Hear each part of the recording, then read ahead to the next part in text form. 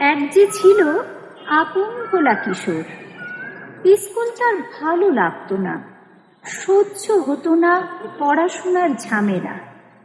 আমাদের চলতি লেখাপড়া সে শিখল না কোনো কালেই, অথচ সে ছাড়িয়ে গেল সারা দেশের সবটুকু পাণ্ডিত্যকে। কেমন করে, সে প্রশ্ন আমাকে করো না।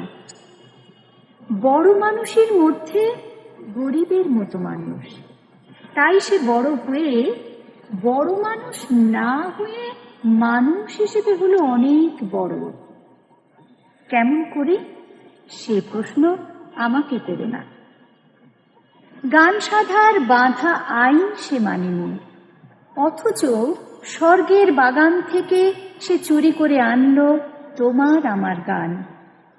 কবি সে, ছবি আঁকার অভ্যাস ছিল না ছোট বয়সে, অথচ শিল্পী বলে সেই পেল শ্রেষ্ঠ শিল্পীর সম্মান। কেমন করে, সে প্রশ্ন আমাকে করো না।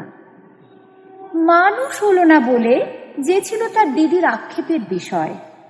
অনেক দিন অনেক বিদ্রূপ যাকে করেছে আহত, সেই একদিন চমক লাগিয়ে করল দিগ্বিজয়। কেউ তাকে বলল বিশ্বকবি, কেউ বা কবিগুরু। উত্তর দক্ষিণ পূর্ব পশ্চিম চারিদিক করল প্রণাম।